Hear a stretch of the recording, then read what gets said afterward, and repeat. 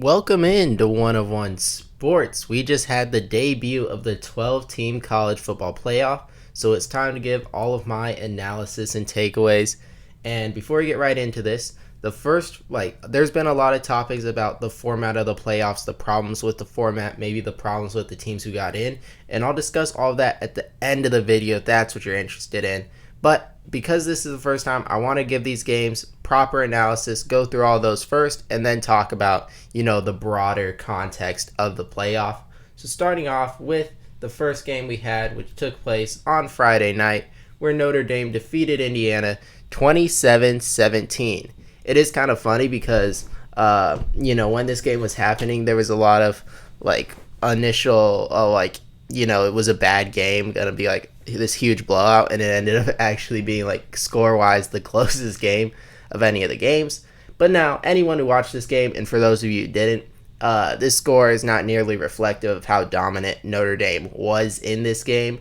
It was complete domination by Notre Dame, not a close game at all. And getting into my takeaways from the game, starting off, Notre Dame was just too physical on both lines of scrimmage. Indiana, which was coming to the game as the number one rush defense in all of FBS in college football, Notre Dame first quarter breaks a 98-yard touchdown run, and to do that on a team with the best run defense in the country, that sends a big message early. Then Notre Dame's able to get to, I think, about 200 rushing yards on the game. Obviously, the 98-yard run did a lot of that, but still very impressive to do that to a team that, prides themselves on stopping the run. So that's, the offensive line of scrimmage. And then defensively, Curtis Rourke a lot of the time didn't have a ton of time to throw the ball, a lot of pressure, beating their men really quickly, and then couldn't run the ball incredibly well either, and really just disrupted Indiana's offense, which I want to talk about next because I thought there was just a lack of creativity.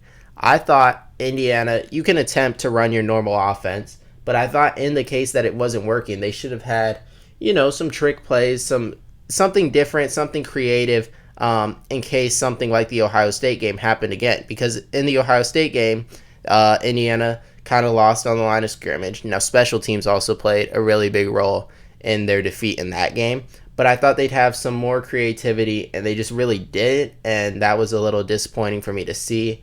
There's a lot of criticism about when they punted during the game, and Coach Signetti came out and was like, well, we just couldn't get anything going on offense. And from my perspective, you should have had some sort of creative thing at some point in the game that you could pull out that, oh, this is going to get us a chunk play. This is going to get us a chance to make a big play when we need it. And they just never had it. And then finally, Curtis Rourke struggles. Like I said, part of that is just, what am I trying to say? Part of it is just the pressure he was receiving from Notre Dame. But also, I do think, and this was a theme throughout, when you're playing road environments in a game this big, I think it can be tough to perform well, not just for the quarterback, but for the whole team. And we saw really all the road teams struggle. And this was a tough environment to play in. And really, the first time they've had to face something like this, outside maybe the Ohio State game, but you would think this is more pressure considering single elimination. So overall, Notre Dame was really dominant. They look like a really good team going forward, could definitely be a really good game against Georgia, and I was really impressed because I thought this was going to be a competitive game. I picked 31-28, so I was really impressed with Notre Dame, especially defensively. Then on the Indiana side, not the way you wanted your season to end, yes, but I think you asked any Indiana fan at the beginning of the game, will you take 11-2 and a first-round exit in the college football playoff? Everybody's taking that. This is a huge success for Coach Signetti in year one. The best probably season in Indiana football history. There's nothing to be defeated about. This was the greatest season in school history. So I don't think just because you got blown out and maybe your only chance at college football playoff, we'll see. You should be sad. It was a great season. And yeah, that's what's one I want to say there to wrap it up. Moving on to the second game we had, where Penn State defeated SMU 38-10. And though the score is worse in this one, I thought this was actually somewhat of a more competitive game than Indiana Notre Dame, in the sense that, well, we'll get right to the takeaways. Kevin Jennings just played his worst game of the season. Throws 2 pick sixes in the first half, 3 interceptions. And so offensively, SMU's defense was holding Penn State just fine. The offense wasn't great for Penn State, but Jennings made so early on in the red zone on 4th and 1, he can either run and get the first down clearly, or he does have a man open downfield, but it's got to be accurate. He decides not to run and throws an inaccurate ball downfield, resulting in a turnover on downs. And this is in the red zone. So that's a chance to get SMU the lead early when you have that kind of field position. He then throws a pick six. He throws another pick six. But then SMU gets the ball deep in Penn State's territory after James Franklin called an insane 4th down decision, which made no sense. And then he throws another interception. So SMU, the defense was fine. I thought at times the offense was working well. I'll talk about that in a second. But Kevin Jennings just played by far the worst game of his season, probably of his career. And you could say, well, that's because he was playing the best team. I don't think that's really what it was. A lot of these interceptions, the last one, I will say, was a good play by the Penn State edge to get there, bat the ball up in the air, catch it. But the other pick sixes, one of them was just really forced. He didn't have to throw. The other one's just a bad throw. And, I mean, it wasn't like Penn State was playing unbelievably well on defense, forcing Jennings into these terrible decisions. There was a lot that was there for him that he just wasn't seeing. And if he had given, like, just his average performance, I think this is a much closer game that SMU is actually really competitive in, because Penn State's offense wasn't great.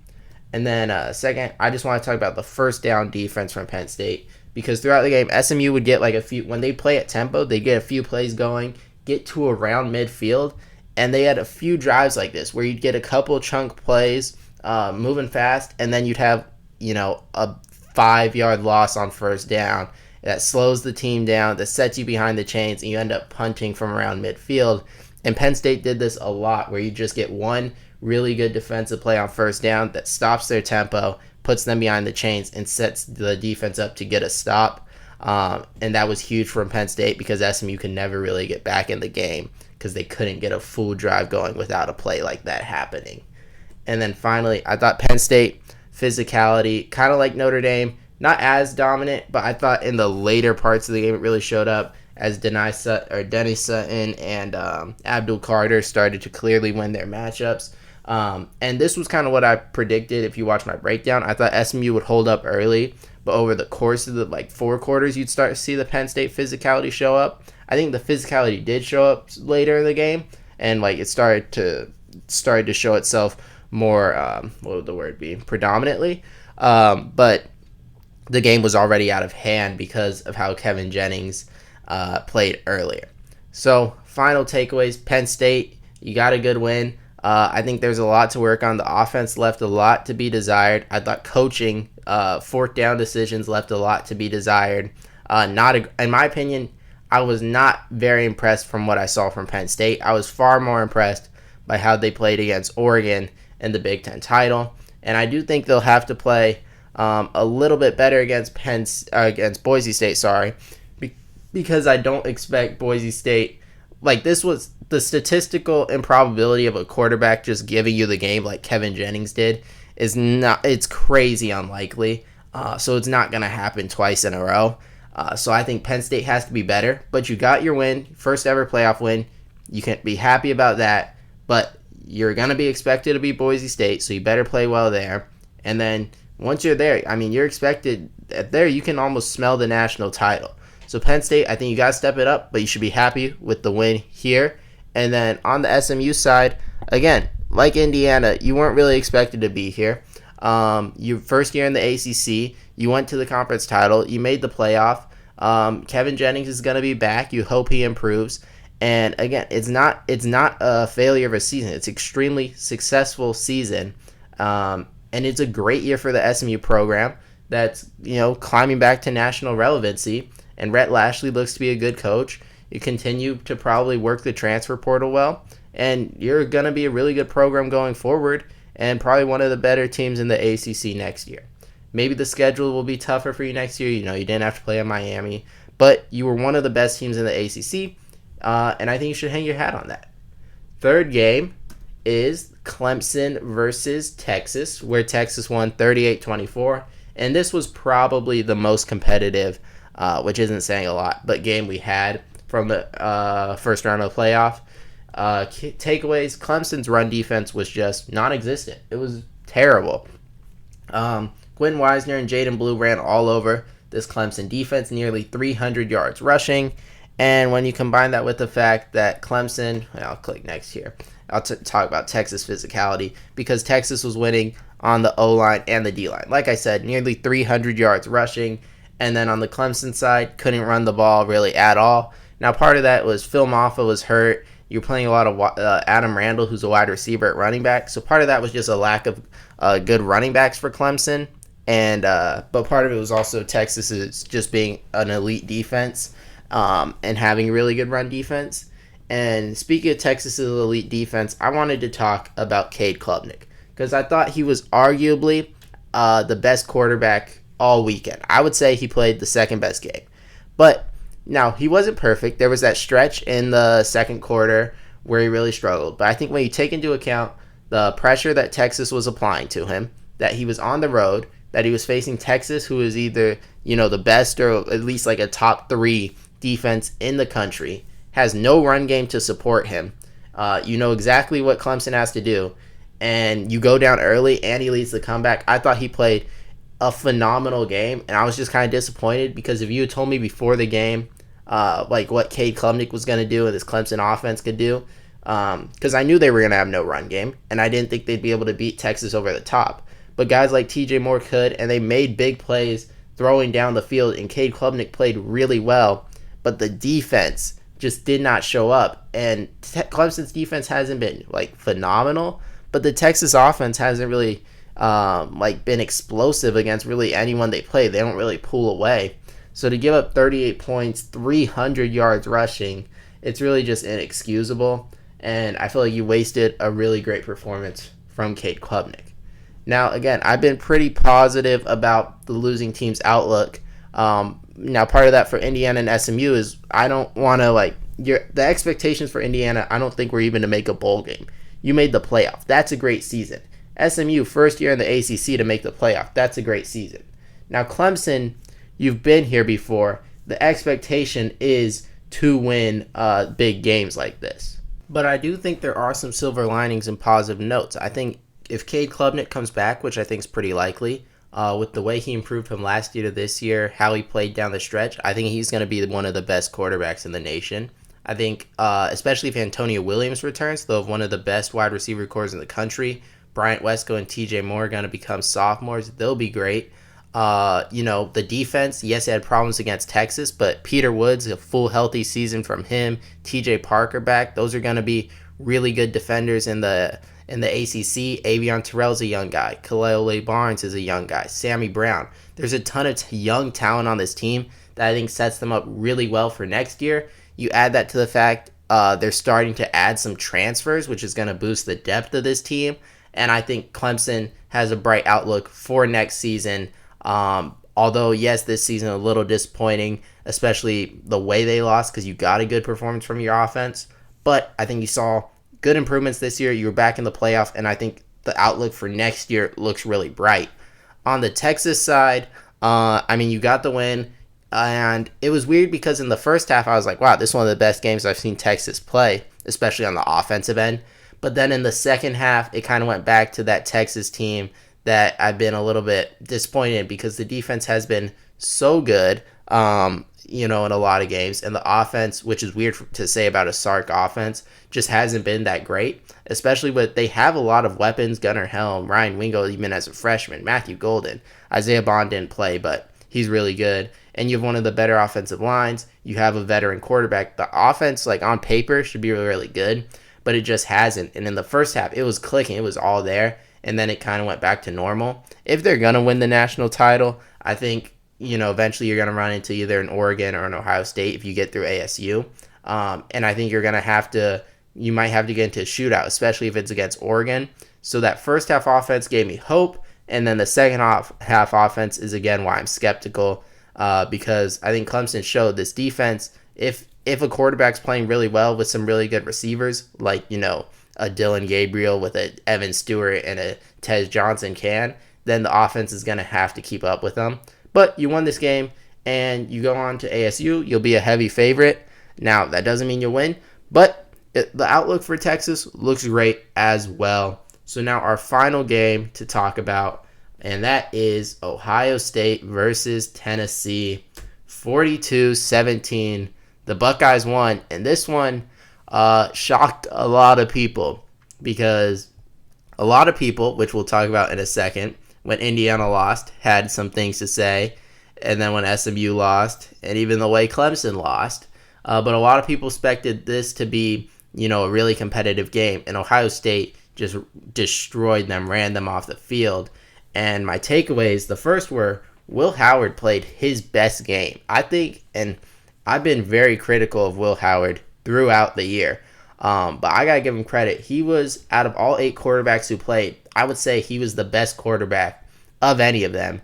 Over 300 yards passing, and some of those touchdown smiths to like Jeremiah Smith were just perfectly thrown. And even the interception should have been called a PI, and then was arguably not even an interception. So it's not even that bad. And he just played phenomenal, and I did not see that coming. So I was really impressed with that. And then second, excuse me, the Tennessee secondary, which is funny because it kind of all comes full circle. Early in the year, this was their big question about the defense, was how could their secondary hold up? And I remember picking Oklahoma early in the year to beat them because I thought Oklahoma, even though they weren't fully healthy, had some receivers who could expose them. And then Oklahoma did absolutely nothing. And then even the other teams like Alabama and Georgia didn't really do too much. But Ohio State was just a different animal with these receivers like Igbuka and Smith and Tate. It was just too much for this secondary. They could not hold up. And finally, the Tennessee receivers I was disappointed in because they couldn't get separation on the Ohio State DBs. And the Tennessee offense just really couldn't do much. Nico, the best offense was really Nico running with his legs, which hasn't been the case like at all this year. Dylan Sampson couldn't really play much of his game. He was dealing with, seemed like, hamstring injury. So that took away their biggest threat on offense. And yeah, they were never going to get to 42. They weren't going to get, they only got 17, and that was because Ohio State let up. This was complete domination. For the other, overall takeaways, Tennessee, I've been pretty optimistic, but, Nico's going to be back. You probably do well in the transfer portal. You've recruited really well. I still think Heupel's a really good coach. And the steps this program has taken, this is your first playoff appearance. I think they will build on this. Obviously, you don't want to get blown out like this. But I think you're still a program trending in the right direction. The recruiting's really well, really talented team. You'll have, if Nico develops properly, one of the best quarterbacks in the country next year. So there's that to look forward to. Then on the Ohio State side, Ryan Day, you had to have this game. I don't think he would have been fired, but the environment would have just been so toxic around the program. I think you had to win this one. And now you get that rematch with Oregon, which was arguably the best game of the regular season in the Rose Bowl. Really looking forward to that. Obviously, we'll have predictions coming out next week. But yeah, huge win, especially for Ryan Day. Needed this one. So now we've talked about all the games. So now we can give just our overall takeaways of this debut of the 12-team playoff. It may not be the most organized, but I just want to kind of go through a lot of what I've been hearing and seeing takeaways. So first, I just want to start with I believe the right teams got in the playoff. Now, you can disagree with this, but I would just say this. If you don't think Indiana should have got in, or SMU, or Tennessee, or not Clemson, because Clemson gets in because of the format, then first off, I want to know who would you have put in, why, and also, did you believe this before the games were played?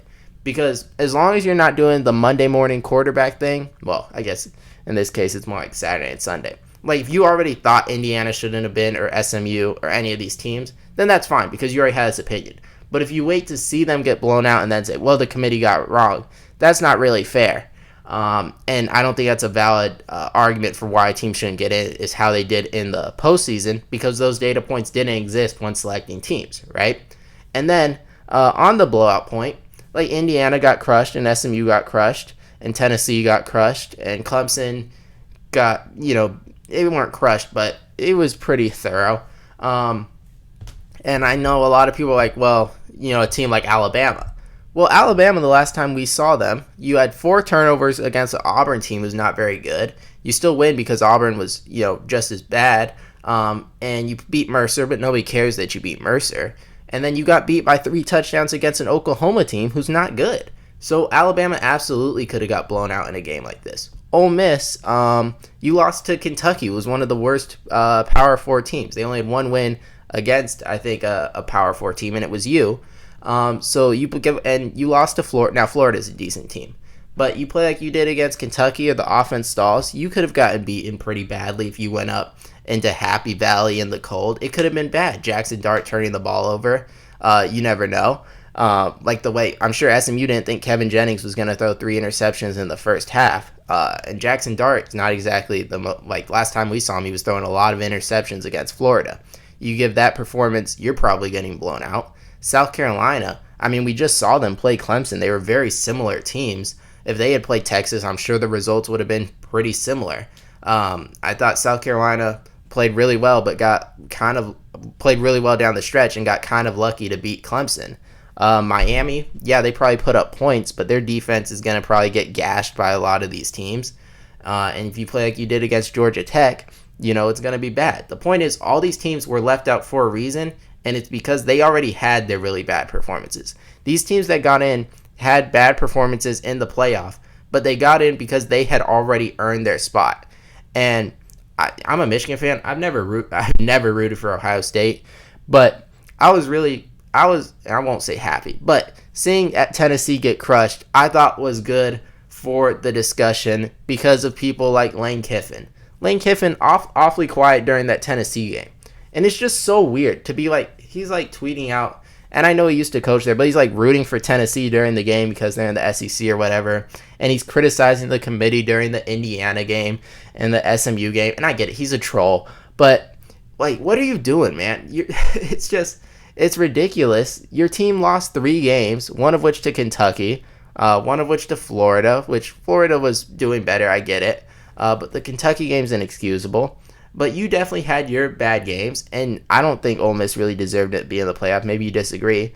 But to be criticizing the committee throughout all the games and then suddenly go quiet when an SEC team gets crushed in Tennessee is ridiculous. Paul Feinbaum, pretty much the same thing, criticizing the committee, and then goes quiet when an SEC team gets crushed. Colin Cowherd calling for Indiana to be banned from the playoff when they lost to Notre Dame. Didn't see much of that for Tennessee. And it just because everyone, I mean, people like to say it's not SEC bias, the SEC teams are just better.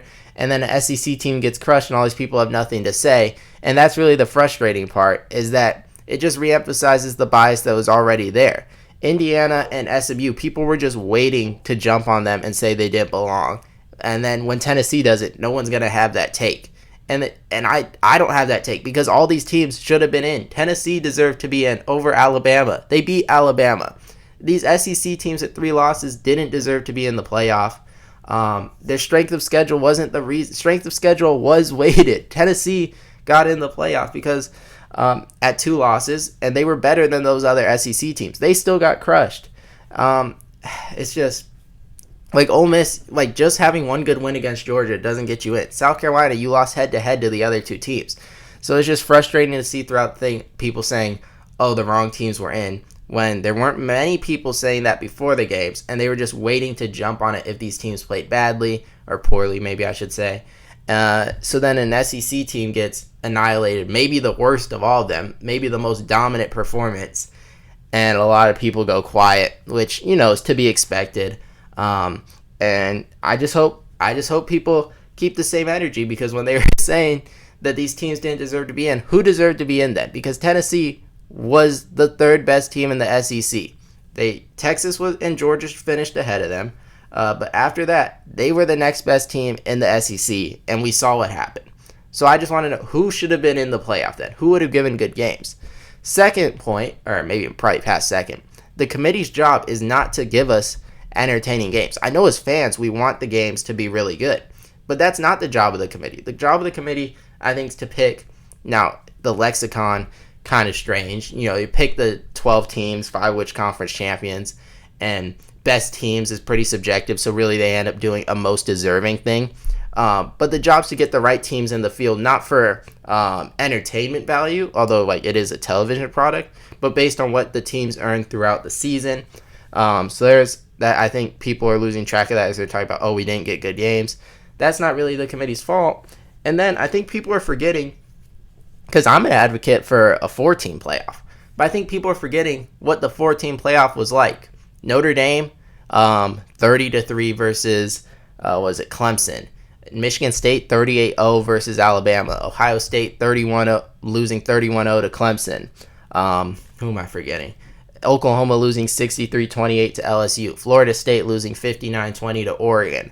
National championship games. Alabama losing 44-16 to Clemson. Who else? TCU lost, 65-7 to Georgia. Like, there were blowouts throughout the 4-team playoff, not just to the smaller teams. Like, Alabama crushed in a national title. Ohio State beat by 30 points and shut out Michigan State, Notre Dame, Oklahoma. These are brand names Florida State with Jameis Winston. These teams have been blown out. There's often blowouts. Last year was the exception where we got all really good games in the semifinals. Oftentimes, there are blowouts in these college football playoff games, and it's not because teams didn't deserve to get in. It's just sometimes there's a gap, and when you expand the teams to 12, I think you're going to see that gap oftentimes, especially when you add they're going on the road into, like in 3 of the games, freezing cold environments. And it's tough to win games on the road in college football, and it's tough to win in freezing cold temperatures on the road. The crowd's against you. Probably the coldest game you've ever played, the most pressure you've ever had in a single elimination, and sometimes the teams just don't play well. I mean, that's just when you add in these home playoff games in these terrible conditions. I think this is a chance of what's going to happen, and I just think a lot of the criticism of people being or having selective memory of what playoff games in the past had been like, especially 2 brand names. A lot of teams have been blown out in the playoff before. It doesn't mean they shouldn't be invited back or they didn't deserve to be in. It just means they got beat. That's just what happens in these games. Someone's going to lose, and sometimes it's not going to be pretty, and sometimes it's not going to be the best college football game. But these teams got the shot to be in the playoff. And maybe the last point I want to talk about is I feel like a lot of people, not me, because I want a 4-team playoff, when they talk about expanding to 12, like, oh, we're going to give more teams a shot. And then those teams get a shot, and this is their first ever chance, like a team like SMU, Indiana. I'm sure it'll happen to Boise if they get beat in bad fashion in their game. But so you give the little guy a shot, and then when they don't get it first try, it's, oh, well, they shouldn't be in the playoff. They shouldn't get back. And it's just weird to see, because I don't understand why we need, why do you need a 12-team playoff to have 3 teams from the SEC at 3 losses get in? Why? What's the point then? I don't understand what we're trying to do. I thought we were trying to get a national champion, find the best team. So that it's just some of the dialogue is just very frustrating. And yeah, this rant probably a little unorganized, and this is why I saved it for the end of the video. But it's just, in totality, I believe the right teams got in. Maybe you disagree. As long as you had that opinion before, I think it's valid. And it's fine to disagree. I like to hear your reasoning for why, and make sure and say that you thought it beforehand. Because a team like Indiana, they were my last team in the playoff. They were my number. If I had seeded the playoff, Indiana was my 12 seed behind even ASU. But I didn't really see anyone else with that take. I felt like most people had Indiana safely in. So now all the discussion they shouldn't be in was strange for me to see. And a lot of this felt like people just trying to jump on the opportunity, especially the Indiana-Notre Dame game. At the end of the game, the commentators just talk about, oh, maybe Indiana wasn't that good. Oh, we really need to stop thinking about the Big Ten and SEC as better than everyone else, especially the Big Ten, says the network, who has the media rights to the SEC and props them up all the time. I mean, the propaganda is just so blatantly obvious and clear. No one on the call talking about Tennessee the way they were talking about Indiana. Why? Because Tennessee's part of the conference they have a TV contract with.